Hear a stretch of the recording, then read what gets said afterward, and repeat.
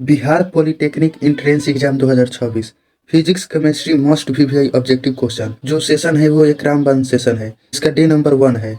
चलिए साथी आगे बढ़ते हैं। ये जो क्वेश्चन है सेम टू सेम लड़ेगा, 99% गारंटी। आगे बढ़ते हैं सेशन को। यहाँ पे सौर से सौर ऊर्जा को किस ऊर्जा में रूपांतरित करता है, तो इसका आंसर होगा विद्युत ऊर्जा में, यानी इलेक्ट्रिकल एनर्जी में। यहाँ पे कुछ मोस्ट इंपोर्टेंट क्वेश्चन पीवाईक्यू में पूछे गए हैं।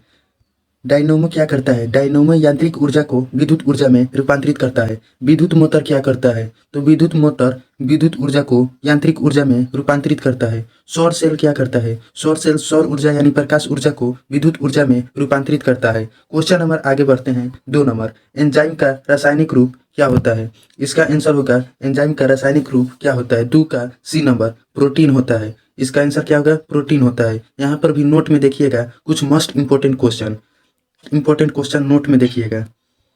एंजाइम का मुख्य रूप से प्रोटीन होता है। एंजाइम मुख्य रूप से क्या होता है? एक प्रोटीन होता है। एंजाइम उच्च आणविक अनुसार वाली कार्बनिक यौगिक होता है। ये किस प्रकार का कार्बनिक यौगिक होता है? उच्च आणविक यौगिक होता है। साथ ही आगे बढ़ते, यौगिक भोजन के HCl पाचन में HCl का उपयोग होता है।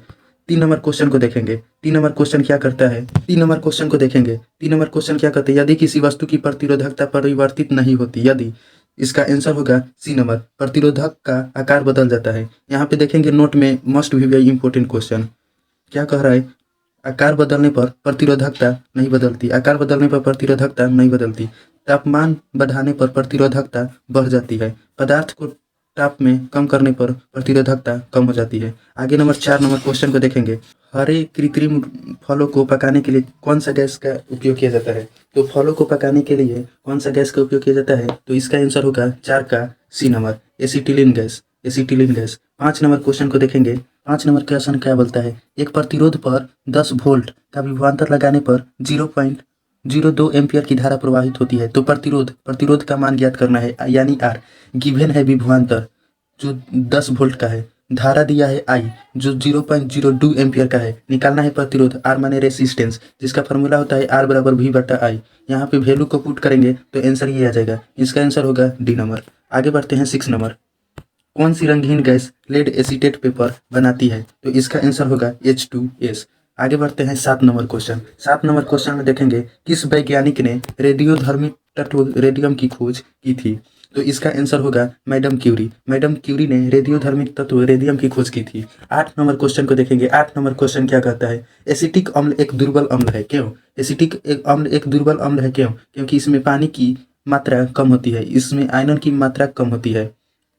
एसिटिक अम्ल का सूत्र क्या होता है? यहाँ पे देखिएगा CH3COOH पूछ देता है एग्जाम में, याद कर लीजिएगा। 9 नंबर क्वेश्चन क्या होगा? तत्व की ऑक्सीकरण संख्या में वृद्धि को दर्शाया जाता है। तो इसका आंसर होगा ऑक्सीकरण द्वारा। ऑक्सीकरण क्या है? एक उपचयन है। उपचयन अभिक्रिया में ऑक्सीजन का योग होता है और हाइड्रोजन का ह्रास होता है। उपचयन अभिक्रिया, इसमें क्या होता है? ऑक्सीकरण का ह्रास होता है और हाइड्रोजन का योग होता है। इसको रट लीजिएगा, क्वेश्चन हूबहू एग्जाम में छपेगा। लेंज के नियम द्वारा दिशा निर्धारित की जाती है। लेंज के नियम द्वारा कैसी दिशा निर्धारित की जाती है? Include current in the current, परिपथ में प्रेरित धारा को लेंज के नियम द्वारा निर्धारित की जाती है। किरचक का प्रथम नियम क्या कहता है? आवेश संरक्षण पर आधारित है। किरचक का प्रथम नियम किस पे आधारित है? आवेश संरक्षण पर आधारित है। किरचक का दूसरा नियम किस पे आधारित है? ऊर्जा संरक्षण, मतलब एनर्जी कंजर्वेशन पे आधारित है। लेंज का नियम किस पे आधारित है? विद्युत धारा पर आधारित है, इलेक्ट्रिसिटी पर। आगे बढ़ते हैं 11 नंबर क्वेश्चन में। यहाँ पर दिया है 1 पर 10 वोल्ट का विभवांतर लगाने पर 0.02 एम्पियर की धारा प्रवाहित होती है। तो प्रतिरोध का मान ज्ञात करें। तो यहाँ पर दिया है विभवांतर V बराबर 10, धारा I बराबर 0.02, आर रेजिस्टेंस निकालना है। तो इसका आंसर होता है आर बराबर V बाई आई। यहाँ पे फॉर्मूला में पुट करेंगे तो आंसर इसका आ जाएगा। तो इसका आंसर होगा 500 ओम। आगे बढ़ते हैं 12 नंबर क्वेश्चन। 12 नंबर क्वेश्चन की ओर देखेंगे। गोबर गैस का मुख्य अवयव क्या है? गोबर गैस का मुख्य अवयव, इसका आंसर होगा 12 नंबर का डी। इसका आंसर मीथेन होगा। यहाँ पे कुछ मोस्ट इंपोर्टेंट क्वेश्चन को नोट करिएगा। जो अब पिछले बार ये क्वेश्चन पूछा गया था जब हम पॉलिटेक्निक का एग्जाम दिए थे। एलपीजी गैस में कौन कौन से मिल के बना होता है? Butane plus propane. ब्यूटेन का सूत्र होता है C4H8, प्रोपेन का होता है C3H8। ये IPAC फार्मूला है। वाटर गैस किसका मिश्रण है? CO plus H2। कार्बन और हाइड्रोजन का। प्रोड्यूसर गैस किसका मिश्रण है? कार्बन और नाइट्रोजन का। गोबर गैस किसका नवीकरणीय ऊर्जा का स्रोत है? 13 नंबर क्वेश्चन को बढ़ेंगे। वल्नीकरण प्रक्रम में रबर को कठोर बनाया जाता है। वल्नीकरण प्रक्रम में रबर को कठोर किसके द्वारा बनाया जाता है? तो इसका आंसर होगा सल्फर द्वारा। यहाँ पे ऑप्शन सी छूट गया, लेकिन इसका आंसर होगा सल्फर द्वारा। 14 नंबर क्वेश्चन को और बढ़ते हैं। 14 नंबर क्वेश्चन क्या करता है? सीने बार किसका अयस्क है? सीने बार किसका अयस्क है? तो सीने बार होगा पारा का अयस्क है, जिसका संकेत होता है Hg। कॉपर का अयस्क कौन सा है? ये मोस्ट इंपोर्टेंट, आप 10th क्लास से ही पढ़ रहे होंगे। Copper glass, copper pyrite. पारा किसका अयस्क है? सीने बार, जिसको इंग्लिश में Hg कहते हैं। 15 नंबर क्वेश्चन की ओर बढ़ते हैं। तो 15 नंबर क्वेश्चन होगा एक चालक में, यहाँ पे देखिए न्यूमेरिकल क्वेश्चन है। एक चालक में 5 मिनट में 90 कूलाम आवेश प्रवाहित होता है, तो चालक में धारा का मान कितना होगा? यानी आई, इलेक्ट्रिसिटी निकलना है। समय दिया है 5 मिनट, तो इसको सेकंड में कन्वर्ट करेंगे। 1 मिनट में 60 सेकंड होता है, तो 5 से 60 में गुना करेंगे तो 300 सेकंड होगा। टी कितना है? टी है 90। क्यू कूलाम 90 सेकंड है, 90 है। धारा बराबर क्या होता है? आई बराबर आवेश बटा समय। आवेश और समय के अनुपात को विद्युत धारा कहते हैं। इसका यहाँ पे वैल्यू पुट करेंगे, यहाँ पे गिव द रिजल्ट आ जाएगा, तो जिसका आंसर होगा 0.03 एम्पियर। 16 नंबर क्वेश्चन की ओर बढ़ते हैं। 16 नंबर क्वेश्चन कहता है लेंज का नियम द्वारा दिशा निर्धारित की जाती है, तो इसका होगा परिपथ में प्रेरित धारा। क्या होगा? परिपथ में प्रेरित धारा, परिपथ में प्रेरित धारा। 17 नंबर क्वेश्चन की ओर बढ़ेंगे। 17 नंबर क्वेश्चन क्या कहता है? देखिए यहाँ पे एक न्यूमेरिकल टाइप का क्वेश्चन है। यदि वायु के सापेक्ष कांच का अपर्तनांक 1.5 है, तो कांच के सापेक्ष वायु का अपर्तनांक कितना होगा? तो यहाँ पे इसका फॉर्मूला आप लगाएंगे।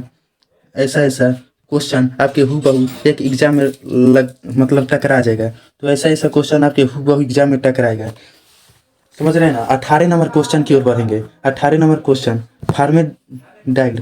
18 नंबर क्वेश्चन फार्मेडाइड का सूत्र क्या होता है? फार्मेडाइड का सूत्र क्या होता है? तो इसका आंसर होगा 18 नंबर क्वेश्चन का होगा डी। क्या होगा? डी। कैसे? इसका फॉर्मूला ये होता है HCHONH3। 19 नंबर क्वेश्चन की तरफ बढ़ेंगे। 19 नंबर क्वेश्चन क्या कहता है? आइसोप्रीन एक लक है। आइसोप्रीन एक लक है। किसका एक लक है? आइसोप्रीन किसका एक लक है? एक रबर का। किसका? रबर का। प्राकृतिक रबर यानी नेचुरल रबर इंग्लिश में कहते हैं। 20 नंबर क्वेश्चन की ओर बढ़ेंगे। 20 नंबर क्वेश्चन क्या बोलता है? पाचन में मदद करने वाला अम्ल। ये तो आप 10वां में क्वेश्चन पढ़ के आए हैं बायोलॉजी में। ये बहुत ही इजी क्वेश्चन है, आप इसका कमेंट में आंसर बताइएगा। लेकिन इसका आंसर होगा हाइड्रोक्लोरिक अम्ल, जिसको HCl कहते हैं। मस्ट VVI क्वेश्चन है, आप इसको रट जाइए। 21 नंबर क्वेश्चन की तरफ बढ़ेंगे। 21 नंबर क्वेश्चन क्या कहता है? सोडियम कार्बोनेट का पुनः क्रिस्टलीकरण उत्पादित होता है। सोडियम कार्बोनेट का पुनः क्रिस्टलीकरण उत्पादित करता है। क्या उत्पादित करता है? 21 नंबर क्वेश्चन को आप बताइएगा कमेंट में। लेकिन इसका आंसर होगा वाशिंग सोडा। हम बता दे रहे हैं क्योंकि बहुत बच्चा यहाँ पे बहुत कमजोर है, जो अभी शुरू से स्टार्ट भी किया है, उसको भी समझना आना चाहिए। 22 नंबर क्वेश्चन की ओर बढ़ेंगे। सोडियम क्लोराइड के जलीय विलयन को क्या कहा जाता है? सोडियम क्लोराइड के जलीय विलयन को क्या कहा जाता है? तो इसका आंसर होगा ब्राइन। सोडियम क्लोराइड के जलीय विलयन को क्या कहा जाता है? ब्राइन। आगे बढ़ते हैं। आगे कितना नंबर क्वेश्चन है? 23 नंबर क्वेश्चन। 23 नंबर क्वेश्चन में देखेंगे क्रियाशीलता का क्रम क्या है। क्रियाशीलता का क्रम यहाँ पे पूछ रहा है। आप यहाँ पे 10 क्लास में पढ़े होंगे। पहले आता है Mg, उसके बाद Al, उसके बाद Zn, उसके बाद Fe।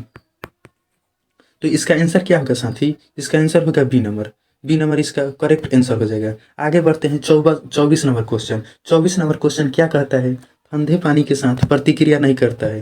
ठंडे पानी के साथ कौन सा ऐसा तत्व है जो प्रतिक्रिया नहीं करता है? ठंडे पानी के साथ कौन सा ऐसा तत्व है जो प्रतिक्रिया नहीं करता है? इसका आंसर होगा मैग्नीशियम। मैग्नीशियम जो है ना, वो ठंडे पानी के साथ प्रतिक्रिया यानी रिएक्शन नहीं करता है।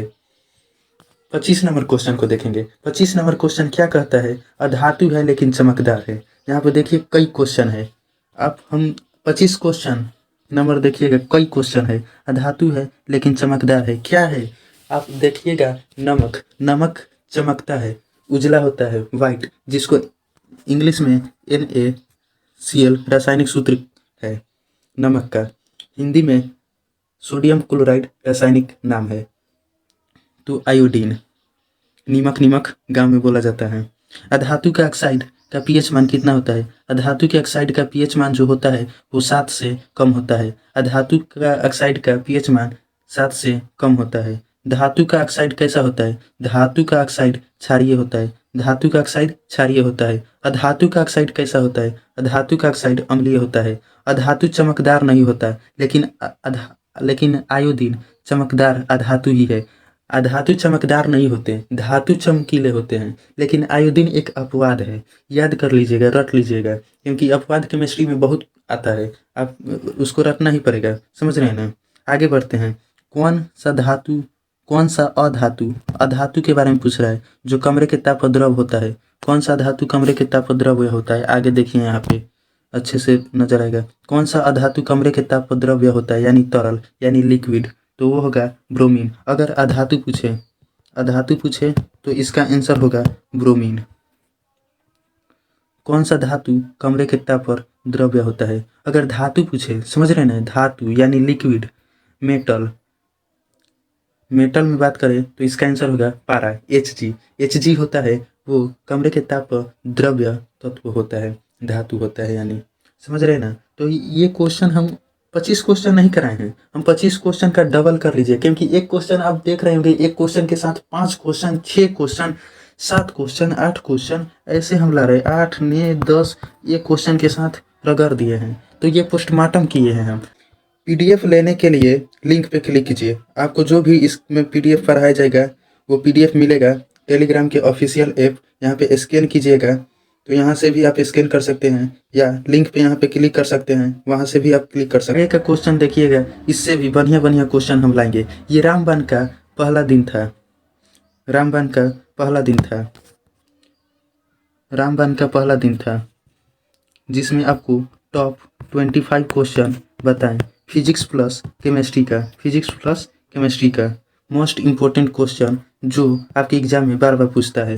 यहाँ पे बात करेंगे पीडीएफ के लेकर। पीडीएफ आपको शुरुआत में ही बता दें कि टेलीग्राम पे आप जाइएगा, लिंक पे क्लिक करके डिस्क्रिप्शन में या जो लिंक दिए हैं उस पर क्लिक कीजिएगा तो खुल जाएगा, या व्हाट्सएप चैनल पे भी जाइएगा, या स्कैनर का फोटो लीजिएगा और स्कैन कीजिएगा। बहुत ऑप्शन है, 3-4, आप जैसे मन वैसे करिएगा, आपके पास पीडीएफ खुलकर रेडी रहेगा। तो साथ ही आज के लिए इतना ही बस। धन्यवाद, मिलते हैं एक नई सेशन में। ऐसे ही आप दुलार प्यार करते रहिए हम या चैनल सब्सक्राइब कीजिए, क्योंकि ये कॉमेडी वाला चैनल नहीं है, ये एक एजुकेशन चैनल है। एजुकेशन में आपका वीडियो से कुछ सीखने को मिलेगा, कॉमेडी नहीं है कि आप हंस के चले जाइएगा। यहाँ से कुछ सीखने को मिलेगा, तो चैनल को सब्सक्राइब कीजिएगा, तभी आगे की वीडियो आपको मिलेगी। समझ रहे हैं ना? तो आज के लिए साथ ही आज इतना ही, मिलते हैं नेक्स्ट वीडियो में। Thanks everyone, good bye.